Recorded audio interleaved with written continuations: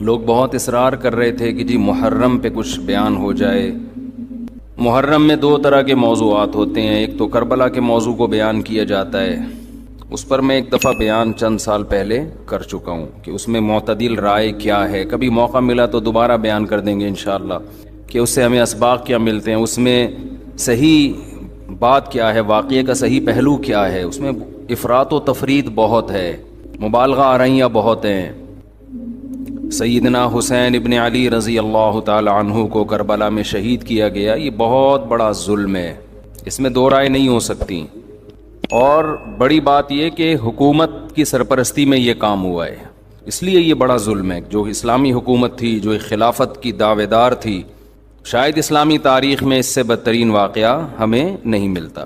لیکن یہ ایک واقعہ ہے، محرم کا اس سے براہ راست کوئی تعلق نہیں ہے. واقعات تو کسی نہ کسی مہینے میں ہوتے ہیں، کسی نہ کسی تاریخ کو ہوتے ہیں، تو ان واقعات سے عبرت حاصل کرنی چاہیے، نہ کہ ان تاریخوں کو پکڑ کے ہم بیٹھ جائیں کہ چونکہ اس تاریخ کو یہ ہوا تھا تو ہم نے یہ کرنا ہے، اس ڈیٹ کو یہ ہوا تھا تو ہم نے یہ کرنا ہے.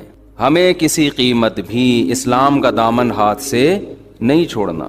حضرت حسین رضی اللہ تعالی عنہ جو کربلا میں نکلے تو محرم ہونے کی وجہ سے تھوڑی نکلے تھے، تو سیاسی حالات کو درست کرنے کی نیت سے نکلے. وہ محرم ہوتا تو بھی جاتے، سفر ہوتا تو بھی جاتے، ربیع الاول ہوتا تو بھی جاتے، رمضان ہوتا تو بھی جاتے. اس کا محرم سے کیا تعلق ہے؟ جس چیز کو آپ نے حق پہ سمجھا اس کے لیے آپ نے خروج کیا، اس کے لیے اپنی گردن کٹا دی. غیرت کی شہادت کو ذلت کی زندگی پر ترجیح دی، پورا خاندان کٹوا دیا، مگر غیرت پر سودا نہیں کیا. تو اگر یہ سفر میں آپ کو موقع ملتا تو آپ سفر میں نکلتے، ربیع الاول میں موقع ملتا تو ربیع الاول میں نکلتے، رمضان میں ملتا تو رمضان میں نکلتے.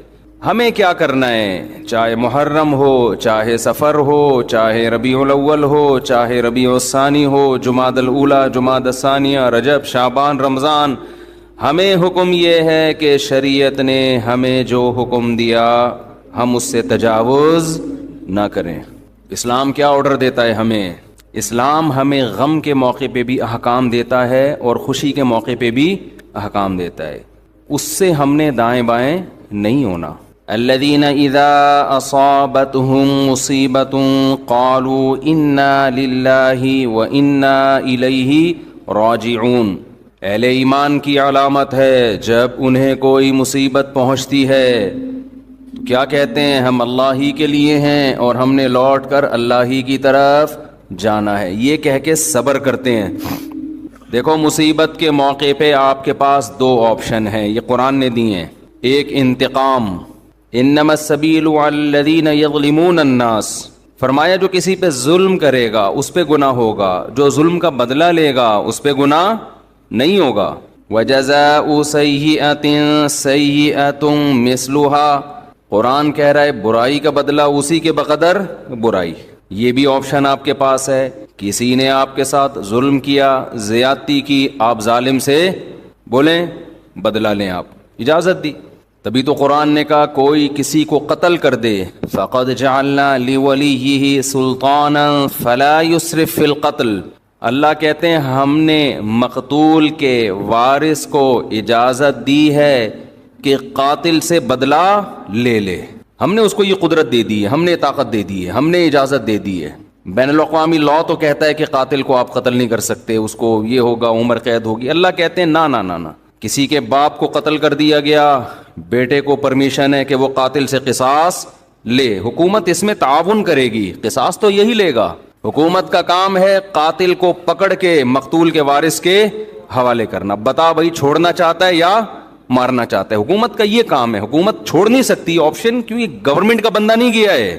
بندہ تو جس کا گیا اس کو تکلیف ہوئی ہے نا. جو سیکولر حکومتیں ہیں وہ انسانوں کو اپنا غلام سمجھتی ہیں، حالانکہ وہ دعویٰ کرتے ہیں کہ ہم انسانوں کو غلامی سے نکال رہے ہیں. اسلام کہتے ہیں کسی کے غلام نہیں ہے، کوئی حکومت کا غلام نہیں ہوتا. حکومت کا کام مینجمنٹ ہے اور لوگوں کو ظلم کا بدلہ دلانا ہے، عدل و انصاف فراہم کرنا ہے. دنیا نے کیا کیا؟ قانون سازی کر کے انسانوں کے اوپر تھوپ دی ہے.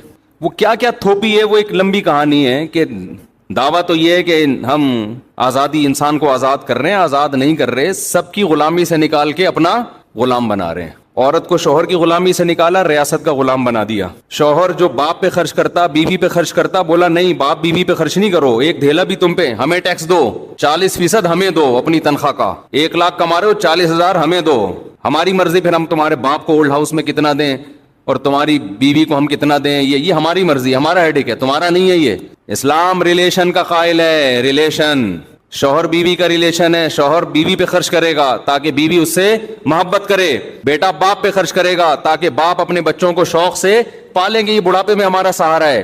آپ نے سارے ریلیشن ختم کر کے لوگوں کو غلام بنا دیا, کس کا؟ ریاست کا. اسی میں یہی ہے کہ اسلام کہتا ہے کسی کے باپ کو قتل کیا گیا ہے, انتقام کی آگ کس میں بھڑک رہی ہے؟ گورنمنٹ میں تھوڑی بھڑک رہی ہے.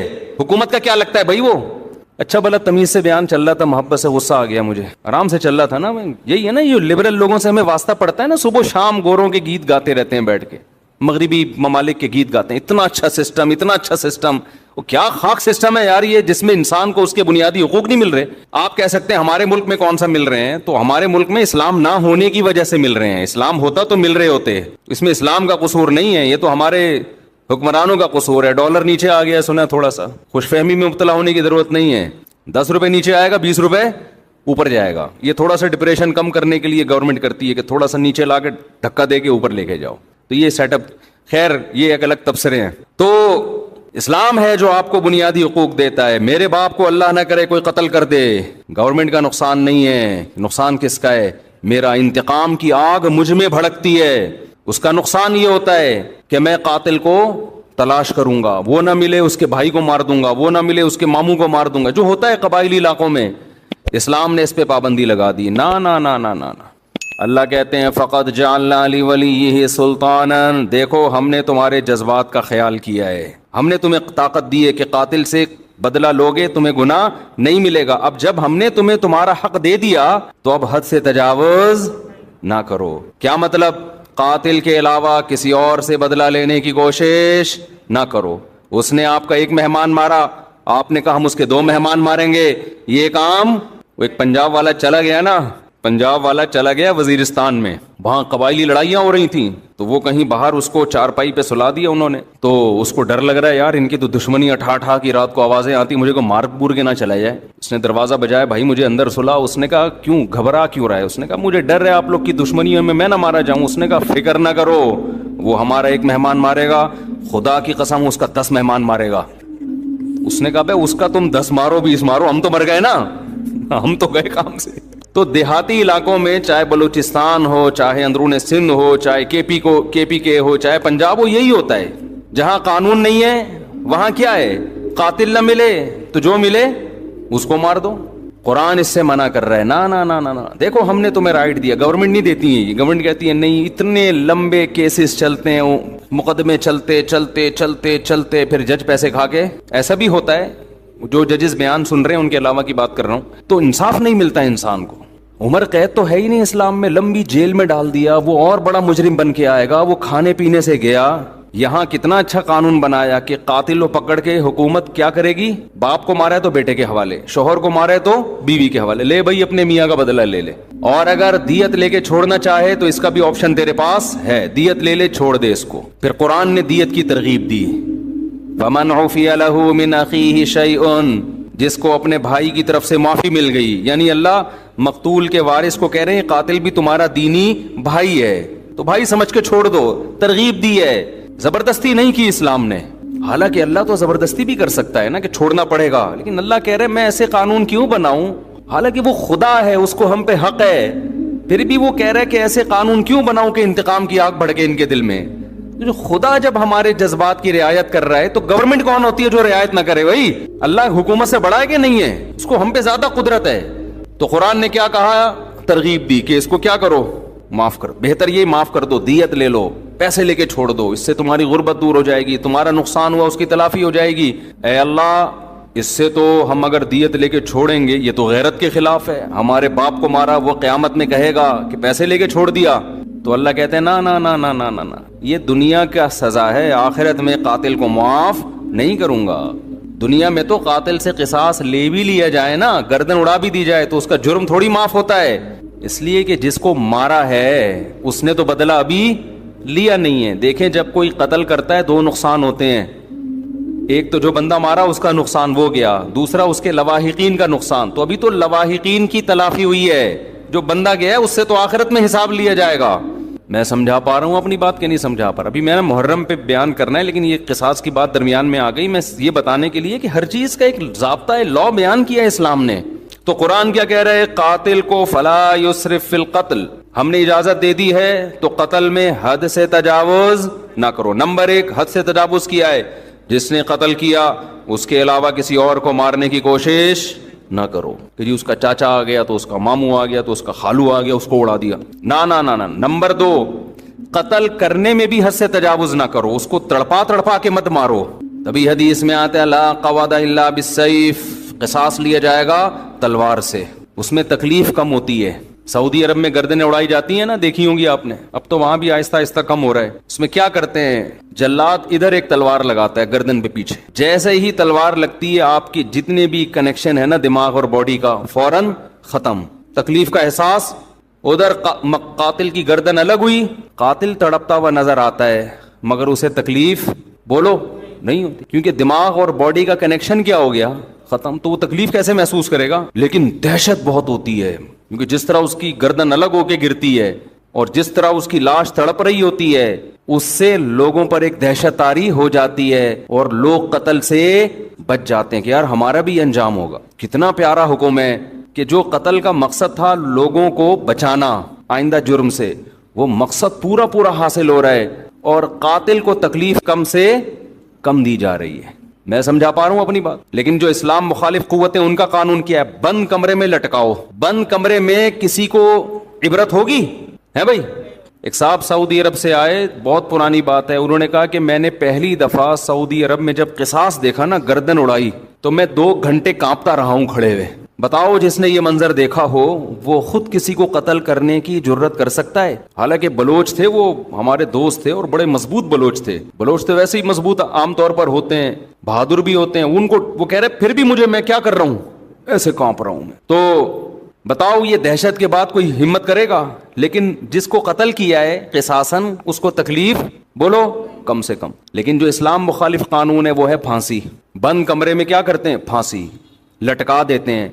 اس میں قتل ہونے والے کو تکلیف اور اذیت بے انتہا ہے. گلا گھونٹ کے مارو کسی کو, آپ اپنا گلا گھونٹیں تھوڑی دیر کے لیے, اندازہ ہو جائے گا اس میں کس قدر اذیت ہوتی ہے. لیکن عبرت کا پہلو اس میں کیا ہے؟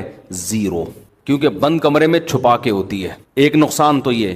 دوسرا نقصان, جب کھلے عام قصاص لیا جاتا ہے جو اسلام کا حکم ہے, اس میں معافی کا آپشن بہت زیادہ ہے. جو قاتل مقتول ہے نا, اس کے وارثوں کو پبلک کہے گی کہ یار اس کو کیا کرو, چھوڑ دو, ہمیں ترس آ رہا ہے. ساری دنیا کے سامنے چوک پہ بٹھائے ہوئے اس کو گردن اڑانے کے لیے, چھوڑو یار دیت لے کے کیا کرو, بولو نا معاف. این اس وقت زیادہ ترس آتا ہے لوگوں کو, اس بات کا امکان ہے کہ قاتل معاف کر دے. اور بہت سے ایسے واقعات ہوئے ہیں جب چوک پہ لایا گیا اور جلاد تلوار لے کے کھڑا ہوا ہے, لوگوں نے آ کے درخواستیں کی چھوڑ دو, تو مقتول کے وارثوں نے کیا کہا؟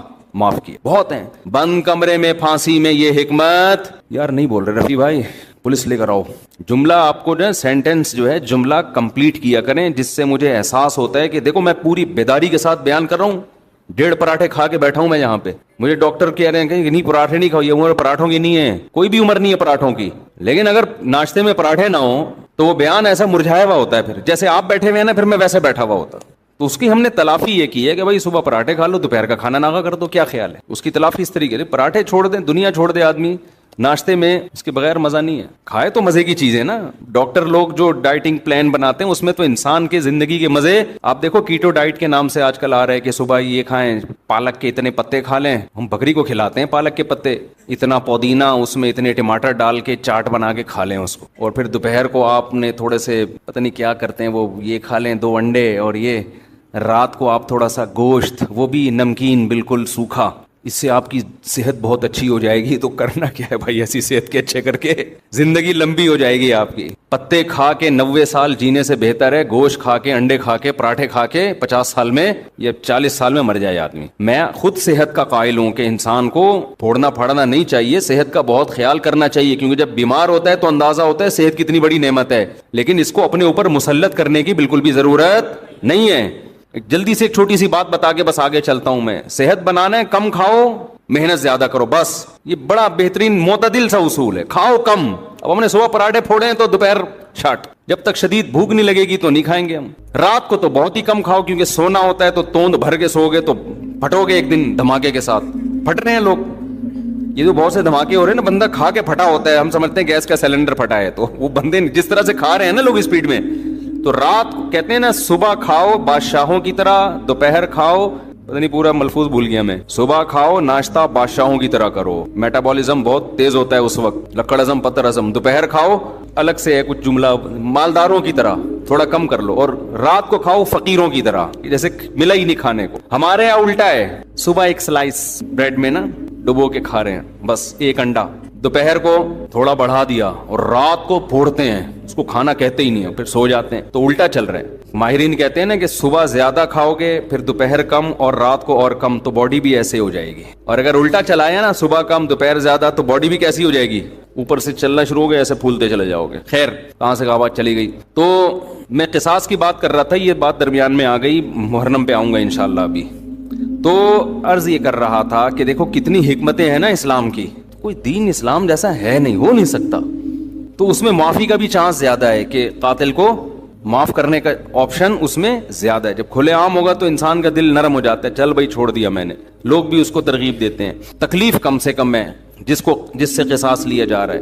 اچھا ایک اور فائدہ کیا ہے, دنیا میں لا بنتے ہیں, قانون بنتے ہیں, بڑے بڑے ماہرین بحث کرتے ہیں کہ یار اگر ہم قاتل کو قتل کر دیں گے, پھانسی دے دیں گے, تو ایک بندہ تو مرا ہی ہے انسان, اس کے بدلے میں ایک اور کو ہم نے مار دیا, تو یہ کون سا کمال کر لیا. سمجھ میں آ رہی ہے بات. یعنی قتل کو روکنے کے لیے ایک اور بندے کو قتل کر دینا, یہ کون سا کمال ہے. دنیا میں جو لوگ بھی پھانسی کی سزا کے خلاف ہے نا, جو ہیومن رائٹس کی بات کرتے ہیں, وہ یہ دلیل دیتے ہیں کہ جرم کو روکنے کے لیے بندہ قتل ہونے سے بچاؤ, قتل ہونے سے بچا کے جرم سے روکو اس کو. سمجھ میں آ رہی بات. بھائی زید نے بکر کو قتل کیا, دنیا کے ماہرین کہتے ہیں بکر ایک انسان ہے نا, دنیا سے چلا گیا, مزید دنیا سے انسان نہ جائیں اس کے لیے انسان ہی کو ختم کر دینا, یہ کون سی لاجک ہے. تو زید کو ہم قتل نہیں کریں گے, پنشمنٹ ہوگی, سزا ہوگی تاکہ وہ قتل سے بچ جائے, ورنہ بندہ مارنے کے لیے بندہ ہی مار دینا, یہ ایسے جیسے غربت ختم کرنے کے لیے غریبوں کو ختم کر دینا. بھئی غربت ختم کرنے کا ایک طریقہ سارے غریبوں کو کنٹینر میں بند کر کے بم سے اڑا دو, غربت کیا ہو جائے گی, ختم. تو وہ یہ دلیل دیتے ہیں کہ یار انسانیت کو قتل سے روکنے کے لیے کہ انسان ہی کو قتل کر دینا, کیونکہ زید نے بکر کو مارا, غلط کیا, تو زید بھی تو بکر جیسا ہے نا, جتنا قیمتی بکر کا خون اتنا ہی قیمتی زید کا خون, تو اس کو قتل نہیں ہونے دیں گے ہم. یہ انسانوں کی لاجک ہے جو خدا کے قانون کے مقابلے میں اس کی کوئی حیثیت نہیں ہے. قرآن نے اس لاجک کا جواب دیا ہے. یہ پہلے بھی لوگ تھے اس طرح کی باتیں کرتے تھے. قرآن نے کہا وَلَكُمْ فِي الْقِصَاصِ حَيَاةٌ يَا أُولِي الْأَلْبَابِ, اے عقل مندو, وہ لوگ جن کی عقل صحیح کام کرتی ہے, سنو, ہم جو کہہ رہے ہیں کہ قاتل کو قتل کر دو, تو اس قتل میں انسانیت کا قتل نہیں ہے, انسانیت کی بقا ہے. ایک مارو گے کروڑوں بچیں گے, اور اگر ان کو جیل میں ڈال کے چھوڑتے رہو گے نا تو قتل دنیا میں ختم ہونے کے بجائے بڑھے گا. اور یہ جو تمہاری لاجک ہے کہ بکر کا خون جتنا قیمتی تھا زید بھی اتنا ہی قیمتی ہے, اس لاجک کا جواب یہ کہ بڑے نقصان سے بچنے کے لیے چھوٹا نقصان برداشت کیا جاتا ہے. زید کا خون قیمتی ہے مگر اتنا نہیں جتنا معصوم لوگوں کا خون قیمتی ہے. ان معصوموں کے خون کی زیادہ قیمت ہے, قاتل کے خون کی اللہ کی نظر میں قیمت نہیں ہے. سمجھ میں آ رہا ہے کہ نہیں آ رہا. اس بے قیمت خون کو بہانے سے قیمتی خونوں کی حفاظت ہو جائے گی. تو اللہ نے ایک نظام بنایا ہے, جو میں اصل بات عرض کر رہا تھا. اب کیا ہے, میں اصل موضوع کی طرف آتا ہوں دوبارہ. اللہ تعالیٰ نے محرم بھی دیا ہمیں, سفر بھی دیا ہمیں, ربیع الاول بھی دیا ہمیں پچھلی قوموں کے واقعات بھی سنائے, یہود و نصارہ کے. قرآن کہتا ہے یہود و نصارہ نے اپنے دین کو کھیل اور تماشا بنا لیا. لہو و لعب, کیا مطلب لہو و لعب بنا لیا؟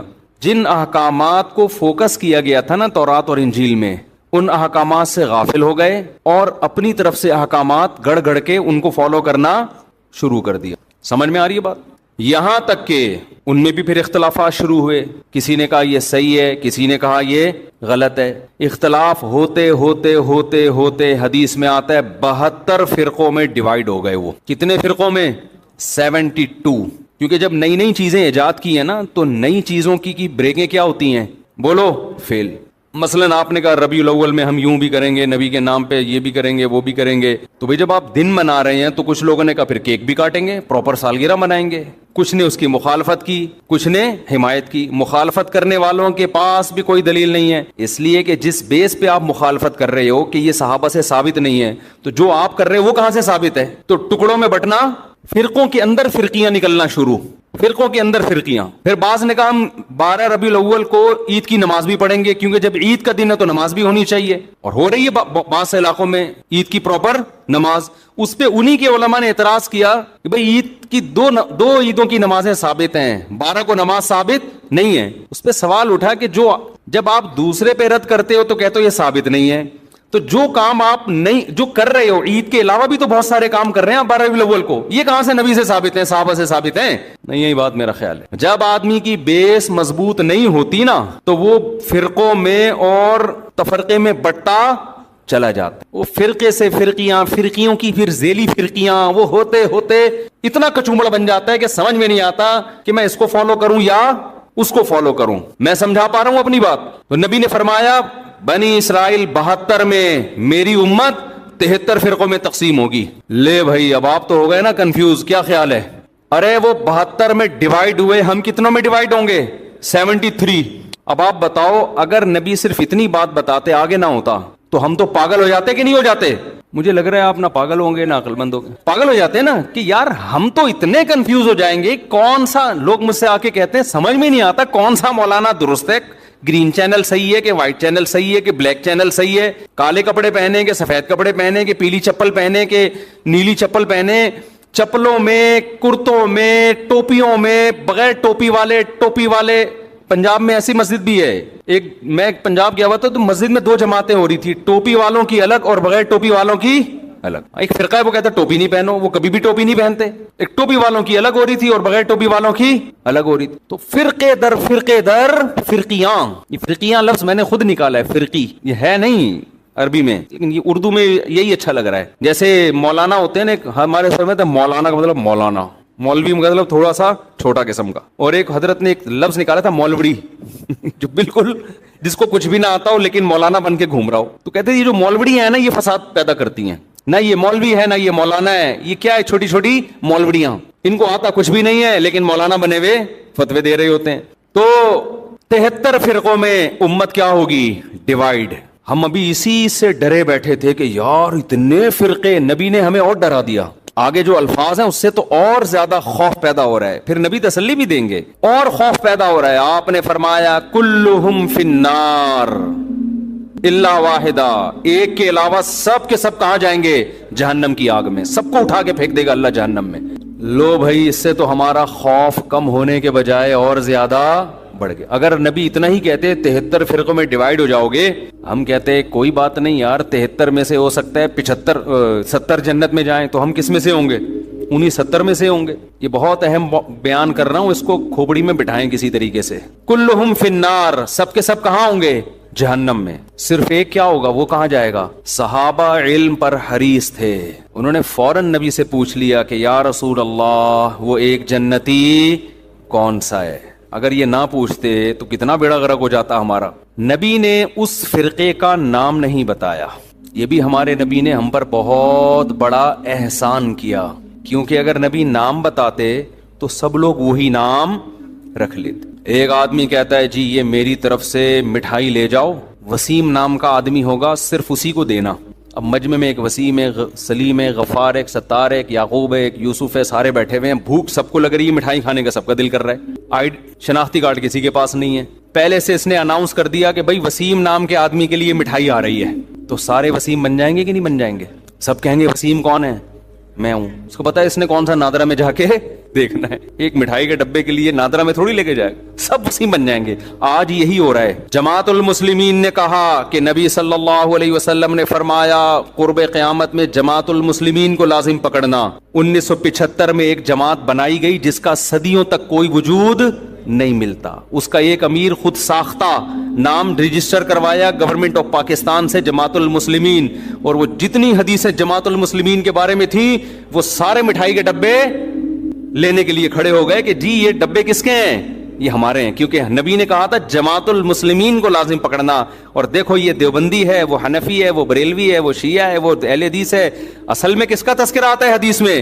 جماعت المسلمین. او بھائی، نبی نے یہ نہیں کہا تھا 1975 میں کوئی جماعت جس کا نام جماعت المسلمین ہو اس کو لازم پکڑنا.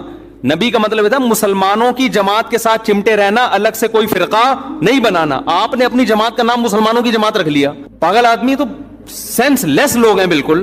تو 1975 سے پہلے مسلمان میں جو صحیح فرقہ تھا وہ تو اس کا تو کوئی جماعت المسلمین کا نام نہیں تھا، وہ کہاں جائے گا پھر؟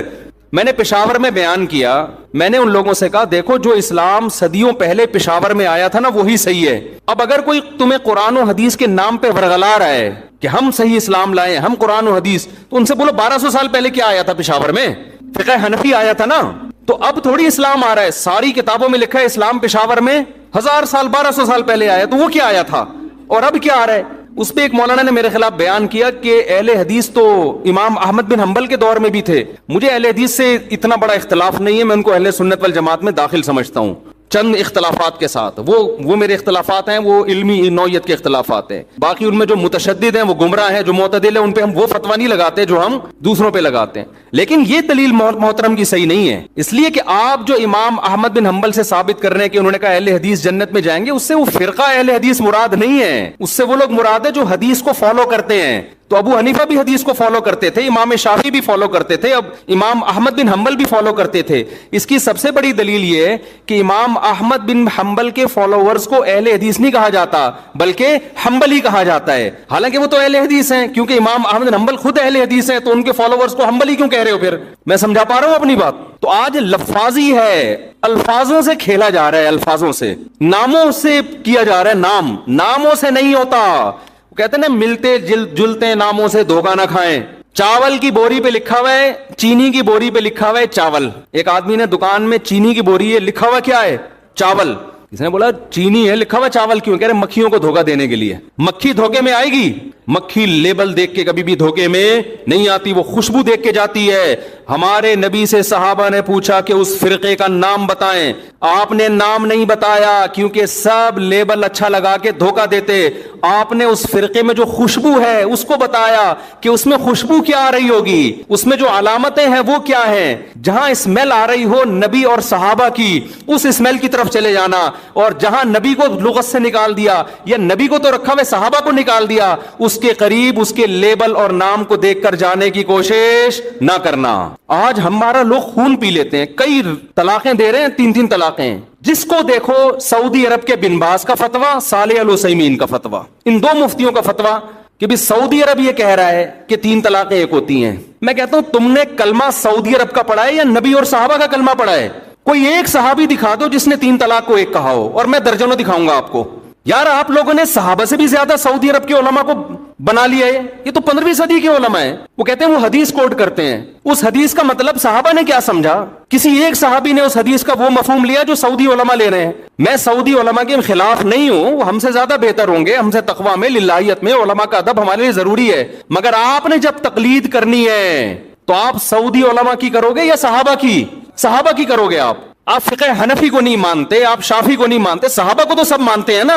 کوئی ایک صحابی دکھا دو جس نے 3 طلاق کو ایک کہا ہو. حتیٰ کہ جو صحابی 3 کو ایک کہنے والی حدیث بیان کر رہے ہیں وہ بھی 3 کو کتنی کہتے ہیں؟ 3 کہتے ہیں. اس کا مطلب اس حدیث کا وہ مفہوم نہیں ہے جو بن باز مراد لے رہے ہیں. ایسے تماشے ہو رہے ہیں نا طلاقوں کے بعد آج کل. شوہر طلاقیں دیتا ہے، بیوی اپنی مرضی کا فتویٰ، بیوی کو رہنا ہے تو اہل حدیث سے فتویٰ لا رہی ہے، نہیں رہنا تو حنفیوں سے فتویٰ لے کے آ رہی ہے. قرآن نے جہاں طلاق کے مسائل بیان کیے وہاں اللہ نے کہا کہ اللہ کی آیات کو، اللہ کے حکام کو مذاق نہ بناؤ.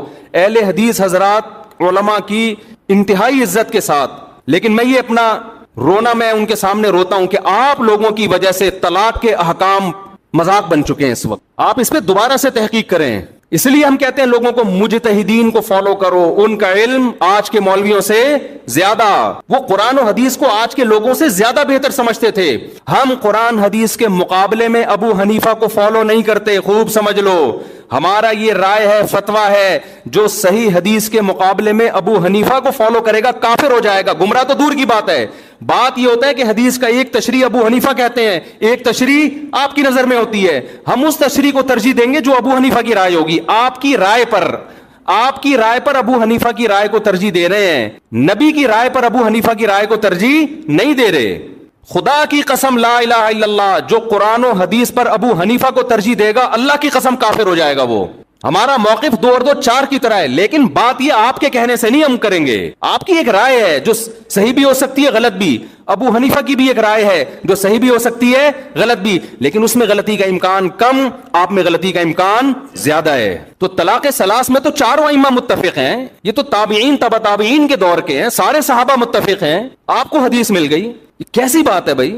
میں ایک اہل حدیث عالم کے پاس گیا، میں نے فتویٰ دیا تھا 3 طلاقیں واقع ہو گئی ہیں. وہ صاحب لے آئے اہل حدیث سے فتویٰ. میں نے ان سے کہا کہ آپ تقلید کرتے ہیں؟ انہوں نے کہا نہیں میں تحقیق کرتا ہوں. میں نے کہا چلو پھر میں اہل حدیث عالم کے پاس چلتا ہوں، اب تحقیق کی دنیا میں ہم دیکھتے ہیں کون صحیح ہے کون غلط ہے. آپ نے تو تحقیق کرنی ہے نا، تقلید تو کرنی نہیں ہے. لیکن یہ کر رہے تقلید ہی ہوتے ہیں، لیبل تحقیق کی، کیونکہ تحقیق پھر پوری ہوتی ہے، ادھوری نہیں ہوتی. میں ان اہل حدیث کے پاس گیا، بڑے احترام سے بیٹھا، میں نے کہا حضرت آپ نے فتویٰ دیا ہے، اس کی دلیل دیں. انہوں نے صحیح مسلم کی مشہور حدیث پیش کر دی، نبی کے دور میں 3 ایک سمجھی جاتی تھی، ابو بکر کے دور میں. میں نے کہا ایسے تو متا کے بارے میں بھی آتا ہے، نبی کے دور میں متا جائز سمجھا جاتا تھا، ابو بکر کے دور میں عمر نے پابندی لگائی، تو پھر متا بھی حلال ہے. کہہ رہے نہیں اس کے تو منسوخ ہونے کی دلیل ہے. تو میں نے کہا اس کے بھی منسوخ ہونے کی دلیل ہے، ادھوری حدیث نہ بتائیں، دوسری حدیث بھی بتائیں. پھر وہ کہنے لگے، میں نے کہا پھر خود اس حدیث کے جو راوی عبداللہ بن عباس ہیں وہ خود کہہ رہے ہیں کہ 3 طلاقیں ایک وقت کی 3 ہوتی ہیں. تو وہ جواب میں کہتے ہیں کہ ہم نے کلمہ عبداللہ بن عباس کا نہیں پڑھا، ہم نے کلمہ نبی کا پڑھا ہے. میں نے کہا ویل ڈن. حضرت مجھے یہ بتائیں کہ آپ نے نبی کا کلمہ پڑھا ہے، عبداللہ بن عباس نے کس کا کلمہ پڑھا تھا؟ انہوں نے نبی کا کلمہ پڑھے بغیر یہ فتویٰ دے دیا. تو میں عرض کر رہا ہوں کہ لفاظی ہے، سمجھ رہے ہیں، لیبل اچھے اچھے لگے ہوئے ہیں. باقی ہر چیز میں اہل حدیث کو غلط نہیں کہتا، بعض چیزوں میں صحیح ہیں وہ، اور بعض چیزوں میں دیوبندی غلط، معذرت کے ساتھ. اللہ یہ کہ دیوبندیوں کے جو محققین ہیں، بڑے بڑے علماء ہیں، وہ ایسی غلطیاں نہیں کرتے. مفتی تقی عثمانی صاحب ہو گئے، اس لیول کے جو علماء ہیں نا وہ معتدل ہیں. وہ آپ نے دیوبندیت کو سمجھنے کے لیے ہر آدمی کو فالو نہیں کرنا، ہر ایک کا بیان آپ یوٹیوب پہ سن کے فتویٰ لگا دو کہ یہ ایسا نہیں ہے بھائی. بعض لوگ کیا کرتے ہیں، دیکھ کے چاول جیسے تھوڑے سے چکھے آپ نے اور پوری دیکھ پہ حکم لگا دیا. بعض لوگ کیا کرتے ہیں، کسی اسکالر نے کوئی غلط بیان، مسئلہ غلط بیان کیا، فوراً کوئی فتنہ پرور بیٹھا ہوتا ہے اس کا کلپ چلاتا ہے، دیکھو دیوبندی کیا کہہ رہے ہیں. او بھائی یہ ایک پورا دیوبندی ٹھیکیدار تھوڑی ہے یہ بندہ، یہ جو بولے گا آپ نے سب پہ ٹھوک دیا اس کو. میں تو آپ کو پھر بھی دیوبندی بریلوی کی بحث میں یہ تو لوگوں نے مشہور کی ہوئی ہے، ہمیں تو ہم اللہ کی قسم اٹھا کے کہتے ہیں کہ اپنے نام کے ساتھ نہ دیوبندی لگاؤ نہ بریلوی. میرے نام کے ساتھ لگایا تھا، میں نے ہٹوایا ہے لوگوں سے. یہ بھی ہمارے اکابر کی تعلیمات ہیں. کیوں؟ جو فرقہ جنت میں جائے گا اس پہ لیبل سے نبی کیا کہہ رہے ہیں اس کے متاثر نہ ہو. اب نبی فرما دیتے، صحابہ نے پوچھا یا رسول اللہ کون سا فرقہ جنتی ناجیہ نجات پانے والا کون سا ہوگا؟ تو ہمارے نبی کا ہم پر یہ احسان کہ آپ نے وہ نام نہیں. آپ اگر کہتے اہل حدیث ہوں گے تو جمعے کی نماز میں ٹانگیں چوڑی کر کے پڑھاتا، میں زور سے آمین کہتا. ایسا ہی ہے نا. ہمارے نبی کہتے کہ وہ حنفی ہوں گے تو جتنے اہل حدیث ہیں وہ کیا بن جاتے؟ سارے حنفی بن جاتے. ہمارے نبی کہتے کہ وہ ہری پگڑی والے ہوں گے، اب تو انہوں نے بھی سفید کر دی پگڑی، تو ہم سب ہرے ہرے ہوتے یہاں پہ. کیا خیال ہے؟ پگڑی بھی ہری ہوتی، اور اب مجھے نہیں پتا ان کا کیا کیا ہرا ہوتا ہے، اللہ بہتر جانے. اور کیا ہرا ہوتا ہے؟ پین ہرا ہوتا جی، کنگھی ہری ہوتی ہے، شکریہ جی، ٹیوب لائٹ ہری. اچھا خیر، نبی فرماتے وہ دیوبندی ہوں گے تو سب لوگ اپنے نام کے ساتھ کیا لگاتے؟ دیوبندی. نبی فرماتے وہ شیعہ ہوں گے تو سب کیا بنے ہوتے؟ ہم محرم میں کالے کپڑے پہن کے بیٹھے ہوتے، سب اپنے آپ کو شیعہ ثابت کرنے میں لگے ہوتے. نبی نے علامت بتائی تاکہ ملتے جلتے ناموں سے دھوکہ نہ کھائیں، ناموں سے متاثر نہ ہو. نام کچھ بھی ہو، اول تو ہمارا نام مسلم رکھ دیا ہے قرآن نے، تو ہم سب کیا ہیں؟ مسلم ہیں، جس کو اردو میں مسلمان کہا جاتا ہے. ہمیں کسی اور شناخت کی بالکل ضرورت نہیں ہے. سوال پیدا ہوتا ہے پھر یہ مشہور کیسے ہو گئے دیوبندی بریلوی؟ میں بار بار کہتا ہوں یہ لوگوں نے نام دیے ہیں آسانی کے لیے. مثال کے یہ لوگ کیوں نام دیتے ہیں؟ آپ کہیں رشتہ لینے کے لیے جائیں، لڑکی والے آپ کا کانسیپٹ پوچھنا چاہتے ہیں کہ یہ میلاد شریف والا ہے، تیجے 40ویں والا ہے، ربیع الاول میں پروگرام والا ہے، یا یہ والا نہیں ہے. اب وہ پوری ڈیٹیل پوچھیں تمہارا عقیدہ کیا ہے، پوری ڈیٹیل کے بجائے شارٹ نام رکھا ہوا ہے. بھائی جو یہ کرتے ہیں ان کو بریلوی کہا جاتا ہے، جو یہ نہیں کرتے ان کو کیا کہا جاتا ہے؟ دیوبندی. تو ان شارٹ وہ انہوں نے، کیونکہ مسلمان تو دونوں ہی کہلاتے ہیں نا. ایک صاحب مجھے کہنے لگے آپ حنفی کیوں ہیں، آپ مسلم کیوں نہیں ہیں؟ میں نے کہا ہم حنفی شافی کے مقابلے میں ہیں، غیر مسلم کے مقابلے میں ہم مسلم ہیں. ہم دیوبندی بریلوی کے مقابلے میں کہلاتے ہیں، غیر مسلم کے مقابلے میں تھوڑی ہم دیوبندی ہیں، تو مسلم ہیں. تو اللہ نے ہمارا نام مسلم غیر مسلم کے مقابلے میں رکھا ہے. باقی نام بھی ہم نے نہیں رکھے، پبلک نے اپنی آسانی کے لیے رکھے، پھر وہ مشہور ہو گئے. ورنہ نہ دیوبندیت میں کچھ ہے نہ بریلویت میں کچھ ہے. اصل میں تو وہ علامت جو نبی بیان کر رہے ہیں، وہ علامت جس میں پائی جائے گی، خواہ وہ دیوبندیت کے نام سے ہو، اہل حدیث کے نام سے ہو، بریلوی کے نام سے ہو، شیعہ کے نام سے ہو، سنی، اس سے کوئی فرق نہیں پڑتا. نام تو وہی دینا چاہیے، مسلم. لیکن میں بتا رہا ہوں لوگ اپنی آسانی کے لیے نام دیتے. کس مکتبہ فکر سے آپ کا تعلق ہے؟ تاکہ ان شارٹ بات ہو جائے نا. تو نام نبی قرآن نے ہمیں مسلم دیا، اور علامت کیا بتائی؟ صحابہ نے پوچھا یا رسول اللہ کیا کون سا فرقہ؟ آپ نے فرمایا ما انا علیہ و اصحابی. کیا بلاغت ہے یار اس کلام میں، سارے فرقوں کا پول پٹیاں کھول دی. آپ نے یہ نہیں فرمایا جو قرآن کو فالو کرے گا، یہ نہیں فرمایا، کیونکہ ہر فرقہ نسبت کہاں کرتا ہے؟ کیونکہ قرآن تو سب کی بیس ہے نا، قرآن ہی سے نکل گئے. کیا خیال ہے بھائی؟ ایک فرقہ مسلمانوں میں آئے اور کہ میں تورات کو مانتا ہوں، قرآن کو نہیں مانتا ہوں. تو ہے ہی نہیں، تو کسی کھاتے میں ہے ہی نہیں، نکل یہاں سے. بیس تو قرآن ہے، اور قرآن کو ماننا بھی ضروری، اس کو فالو کرنا بھی. لیکن فرقوں میں جب فرق کیا جا رہا ہے تو قرآن کا تذکرہ نہیں. ما انا علیہ، جس پر میرا عمل، میں چلوں، تو نبی جس پر چلے اس کو تو حدیث کہا جاتا ہے. اور یہ بھی نہیں فرمایا حدیث، کیونکہ حدیث قول، عام طور پر حدیث کا اطلاق قول پر ہوتا ہے. بخاری میں ایک روایت آ گئی، مسلم میں ایک روایت آ گئی، لوگ اس کو حدیث سمجھتے ہیں. نبی کا جو پراپر عمل رہا ہے، کس پر آپ صلی اللہ علیہ وسلم عمل کر کے گئے ہیں، اس کو آج کل کے لوگوں نے حدیث سے خارج کر دیا. مثال کے طور پر امام مالک حدیث لے کر آتے ہیں ہاتھ باندھ کے نماز پڑھنے کی، فتویٰ دیتے ہیں ہاتھ چھوڑ کے نماز پڑھی جائے. میں مسجد نبوی میں بیٹھا ہوا تھا، ایک صاحب تقریر کر رہے تھے اردو میں. سارے فتنے وہاں اردو اسپیکنگ جا کے پھیلاتے ہیں، عرب میں نہیں عام طور پر یہ تشدد. اس سے کسی نے پوچھا کہ ہاتھ چھوڑ کے نماز پڑھنا کیسا ہے؟ انہوں نے کہا بالکل ناجائز، بدعت. کیوں؟ حدیث میں آتا ہے ہاتھ باندھ کے نماز، ہم حدیث کو فالو کریں گے، امام مالک کو فالو نہیں کریں گے. اتنی سختی سے امام مالک پہ رد کیا. میں نے کہا اس جگہ امام مالک نے کئی سال بیٹھ کے درس دیا ہے، اس نے ان کی شخصیت کا بھی احترام نہیں کیا. عوام یہ میسج لے کے جا رہی ہے کہ قرآن و حدیث کا اس کو پتا ہے، امام مالک کو پتا نہیں تھا، حالانکہ وہ تو تبع تابعین میں سے ہیں. حدیث میں آتا ہے ان قریب ایک شخص پیدا ہونے والا ہے مدینہ میں جس کی طرف پوری دنیا سے علم کے لیے لوگ آئیں گے. اکثر علماء اس طرف گئے، اس سے مراد امام مالک ہیں. اکثر علماء اس طرف گئے. اتنے بڑے عالم کا مذاق اڑا دیا آپ نے. آپ یوں کہہ سکتے تھے کہ حدیث میں آتا ہے کہ ہاتھ باندھ کے نماز. امام مالک نے دیکھا کہ مدینہ والے ہاتھ چھوڑ کے نماز پڑھ رہے ہیں. امام مالک نے اس سے دلیل پکڑی کہ انہوں نے صحابہ کو دیکھا ہوگا، اور صحابہ نے کس کو دیکھا؟ نبی کو. تو اگرچہ باندھنے کا تذکرہ ہے، لیکن نبی کا آخری عمل کیا تھا؟ ہاتھ چھوڑ کے. تو امام مالک کی رائے میں یہ دلیل ہے. وہ کہہ رہے ہیں کہ حدیث میں تو ہمیں باندھنے کا تذکرہ ملتا ہے، لیکن جو عمل مل رہا ہے ہمیں پریکٹیکلی، جو تواتر مل رہا ہے وہ چھوڑنے کا مل رہا ہے. تو عملی تواتر کو وہ زیادہ ویلیو دے رہے ہیں قولی حدیث سے، تو وہ بھی حدیث ہی پر عمل کر رہے ہیں. پھر آپ ایک رائے بیان کر دیتے کہ بھئی ان کی رائے بھی ٹھیک ہے، دلیل ان کی بھی بنتی ہے، لیکن ہم حدیث کے ظاہر کو دیکھتے ہیں. بھئی باندھنے کا تذکرہ ہے تو ہم کہتے ہیں نبی نے جو چھوڑ کے نماز پڑھی ہوگی، ہو سکتا ہے وہ کسی عذر سے پڑھی ہو، یا ہو سکتا ہے کہ جی وہ آسانی کے لیے، یہ بتانے کے لیے کہ یہ بھی جائز ہے. تو ادب کا تقاضا یہ کہ باندھ لیے جائیں. لیکن اگر کوئی امام مالک کی رائے کو فالو کر رہا ہے تو ہم اس کو بھی برا نہیں کہیں گے. یہ انداز ہوتا تو میرا خیال ہے زیادہ اچھا ہوتا. لیکن آج کل کے اسکالرز جو قرآن حدیث کے ٹھیکیدار بنے ہوئے ہیں، ان کا یہ اسٹائل بولو نہیں ہے. ان کا یہ اسٹائل ہے کہ حدیث مجھے آتی ہے، باقی سارے جاہل ہیں. یہ تو امام مالک کے بارے میں اگر وہ پوچھ لیتے نا رفع الیدین کا مسئلہ امام حنیفہ کا، پھر تو وہ ایک دم آگ نکلنا شروع ہو جاتی. جو اسٹائل امام مالک کا تھا کہ مدینہ میں نے لوگوں کو ہاتھ چھوڑ کے نماز پڑھتے ہوئے پایا ہے، رفع الیدین نہ کرنے کے بارے میں وہی دلیل کس کی ہے؟ امام ابو حنیفہ کی، کہ کوفہ علم کا مرکز تھا. کوفہ میں عبداللہ بن مسعود اور علی رضی اللہ تعالیٰ عنہ کے آ کے آباد ہوئے. یہ دونوں صحابہ علم میں دوسروں سے بہت زیادہ تھے. ان کے شاگرد جتنے بھی کوفہ میں تھے رفع الیدین نہیں کرتے تھے. امام ابو حنیفہ نے اس سے استدلال کیا کہ ٹھیک ہے بخاری مسلم تو امام حنیفہ کے بعد آئی ہے، لیکن صحیح حدیثیں رفع الیدین کرنے پر بھی ہیں.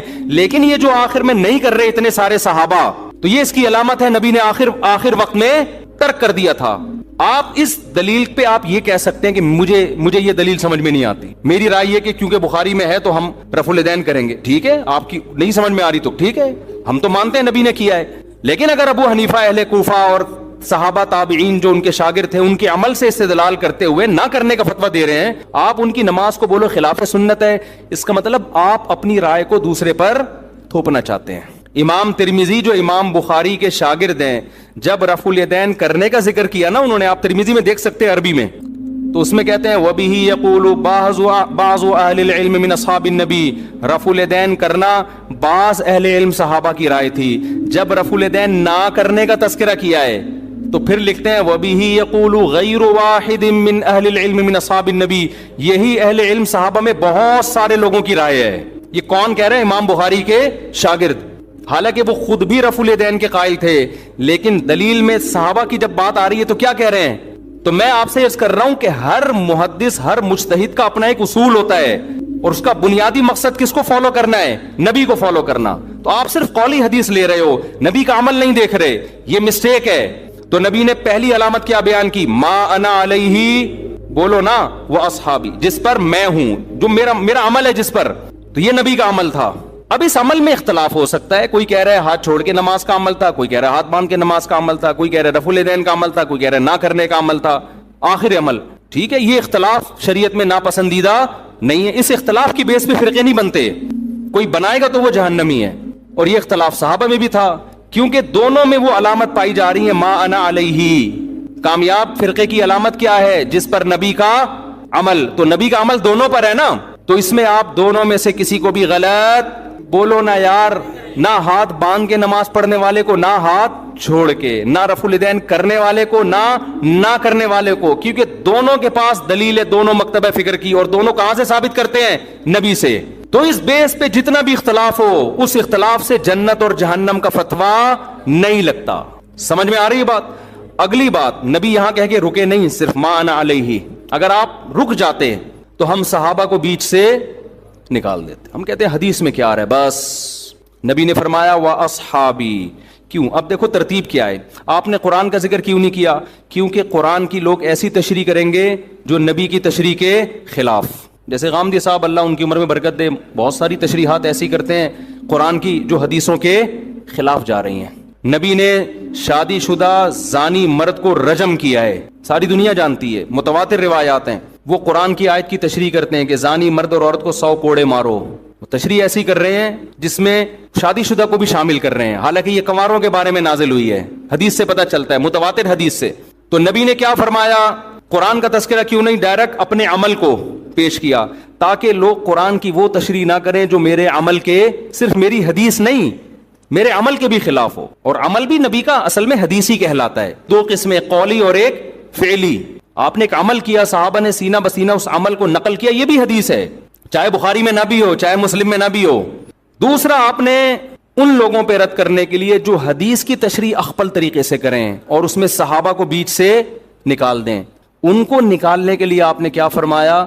میرا اور میرے اصحاب کا عمل۔ سمجھ میں آ رہی ہے بات؟ میرے اور میرے اصحاب کا عمل۔ کیا مطلب؟ ایسے فرقے آئیں گے جو قرآن کی تشریح اخپل طریقے سے کریں گے، حدیث کو بیچ سے نکال دیں گے، یہ بھی جہنمی، چاہے وہ اپنے آپ کو صبح و شام اہل قرآن کہتے ہوں۔ لیبل جو منکرین حدیث ہیں ان کا پتہ ہے اپنے فرقے کا نام کیا رکھا ہے؟ اہل قرآن۔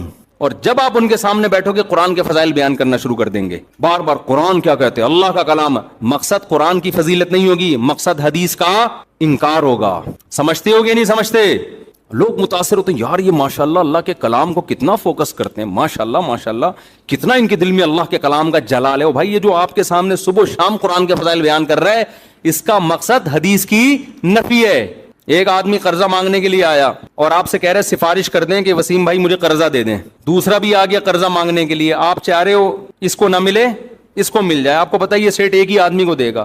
اب آپ نے دوسرے کی بے پناہ تعریفیں شروع کر دیں، تو یہ تعریفوں میں ضمناً دوسرے کی کیا ہے؟ برائی ہے، یہ بندہ ٹھیک نہیں ہے، اس کو نہیں دو، ٹھیک ہے نا۔ لیکن نام پرویزی فرقے نے اپنا نام کیا رکھا ہوا ہے؟ اہل قرآن، اہل قرآن۔ تو اسی طرح جب حدیث، نبی نے ہمیں پہلے بتا دیا کچھ لوگ ایسے آئیں گے جو حدیث کی تشریح ایسی کریں گے جو صحابہ کی سمجھ میں نہیں آئی۔ نام کچھ بھی رکھ سکتے ہو آپ، اہل حدیث رکھ سکتے ہو، آپ اہل قرآن رکھ سکتے ہو، آپ دیوبندی رکھ سکتے ہو، آپ محمدی رکھ سکتے ہو، کچھ بھی رکھ سکتے ہو۔ عمل دیکھا جائے گا پریکٹیکلی ہو کیا رہا ہے۔ بھئی صحابہ کیوں نہیں ہے؟ صحابہ کا فتویٰ یہ کیوں نہیں ہے؟ اور ان صحابہ میں بھی آپ نے سب سے زیادہ ہائی لائٹ کیا خلفائے راشدین کو۔ علیکم بسنتی وسنت الخلفاء الراشدین المہدیین، میری اور خلفائے راشدین کی سنت کو لازم پکڑو۔ میں دعوے سے کہتا ہوں خلفائے راشدین کے دور میں کوئی ایک مسجد دکھا دو جس میں رمضان میں 8 رکعت تراویح ہوتی ہو. کوئی ضعیف سند دکھا دو میرے بھائی. آپ بخاری مسلم کی حدیثیں جو 8 رکعت والی اس کی تشریح ایسی کر رہے ہیں جو صحابہ میں کسی کی سمجھ میں بولو نہیں آئی. اس کا مطلب آپ کی تشریح غلط ہے. بعض لوگ کہتے ہیں حضرت عمر سے ایک ضعیف روایت پیش کرتے ہیں کہ اس میں 8 کا تذکرہ ملتا ہے, وہ ضعیف روایت ہے. مان لو تو صحابہ کو نبی نے حکم دیا عمر کو فالو کرو نا, تو اگر حضرت عمر نے 8 پڑھوائی تھیں تو پھر پوری دنیا میں ہمیں 8 ملتی کیوں نہیں ہے؟ کوفہ میں, بصرہ میں, دمشق میں, مصر میں 8 سے زیادہ کیوں ملتی ہیں ہمیں؟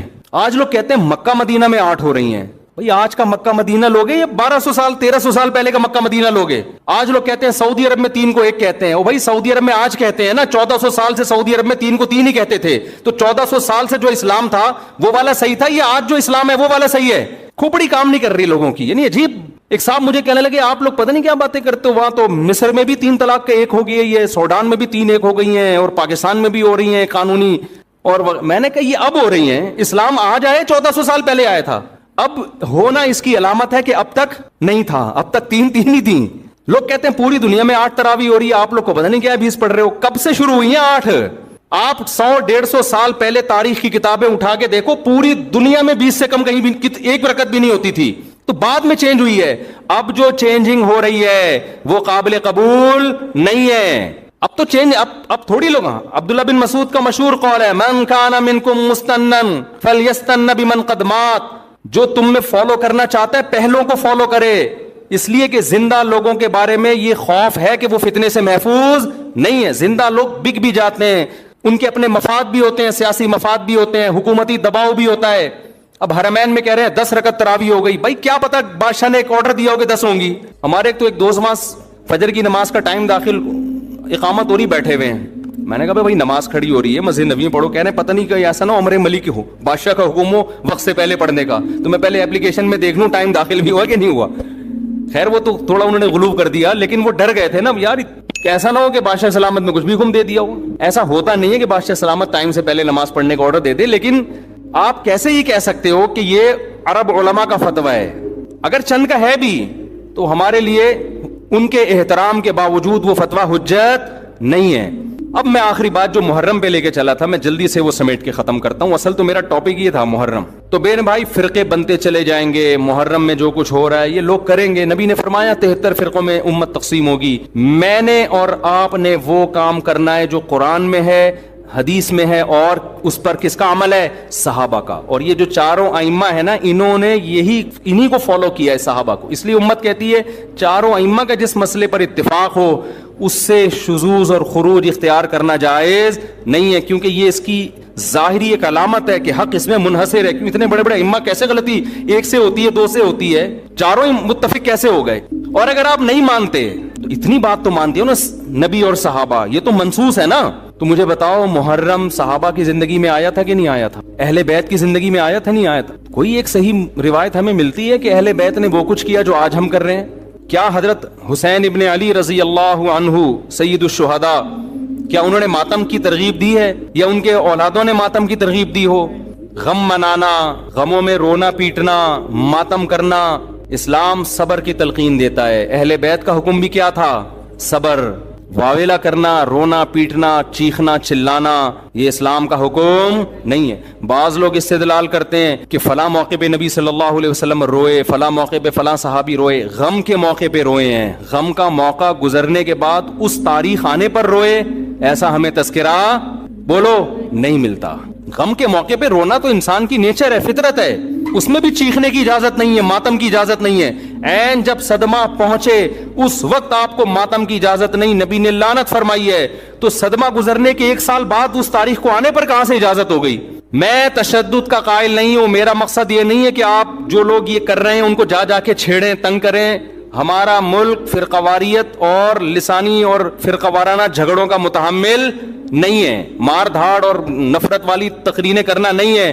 میرا مقصد تو اہل سنت والجماعت کو یہ بتانا ہے کہ آپ ایک فیصلہ کرو, آپ ادھر ہو یا ادھر ہو. آپ کے اصول کچھ اور ہیں, ان کے اصول کچھ اور ہیں, ان کو ان کے اصولوں پہ چلنے دیں. جب نبی نے کہہ دیا نا 73 ہوں گے تو 73 ہو کے رہیں گے. آپ فرقواریت ختم نہیں کر سکتے. آپ نے سلیکٹ کرنا ہے کہ صحیح کون ہے غلط کون ہے. آج لوگ کہتے ہیں فرقواریت ختم ہو جائے. میں نے کہا نہیں ہو سکتی ختم بھائی, نبی نے کہہ دیا 73 فرقے ہوں گے, کیسے ختم ہوگی؟ آپ نے سلیکٹ کرنا ہے, گائیڈ کرنا ہے کہ صحیح کون ہے, اپنے لیے سلیکشن کرنی ہے ان میں صحیح کون ہے, میں وہاں جاؤں گا. آپ کے پاس بہت سارے آپشن ہوتے ہیں دنیا میں بھی, تو آپ سارے آپشن ختم کر دیتے ہو. کئی رشتہ آیا آپ کے لیے, بہت ساری لڑکیاں ہیں, آپ نے کہا یہ ٹھیک ہے باقیوں کو بم سے اڑا دو.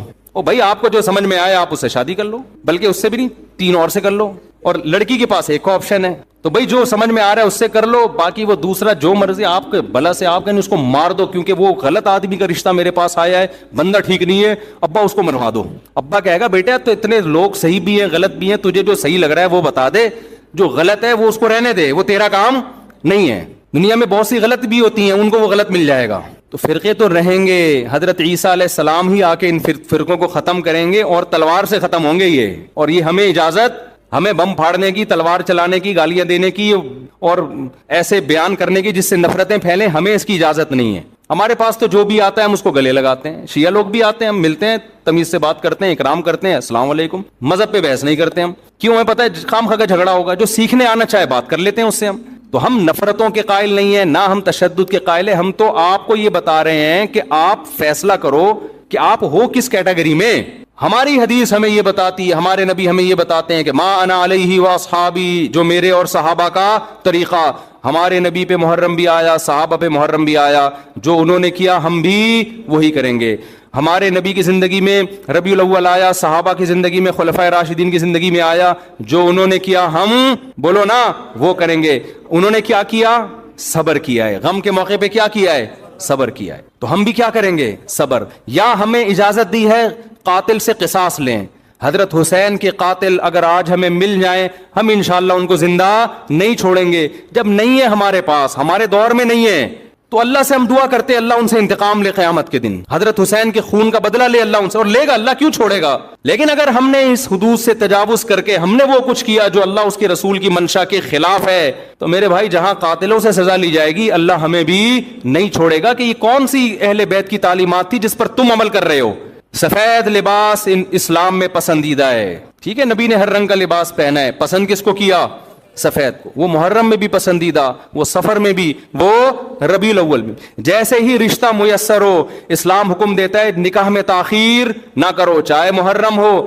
محرم ہے تو سفر تک ڈیلے نہ کریں, سفر میں رشتہ ملا تو ربیع الاول تک ڈیلے نہ کریں. ویسے بھی میرے بھائی جس نے 4 شادیاں کرنی ہوں گی, وہ اگر ڈیلے کرنا شروع کر دے تو اس کی ہو گئی. پھر اسلام میں تو یہ کہ جلدی نکاح کرو, محرم میں بھی کریں. جو نہیں کر رہے ان کو چھوڑ دیں, اپنے ان کا فرقہ ہے, ان کا مسلک ہے, چھیڑے نہیں کسی کو, جا کے بحث نہ کریں. دفتروں میں بحثیں خامخواہ کی شروع ہو جاتی ہیں.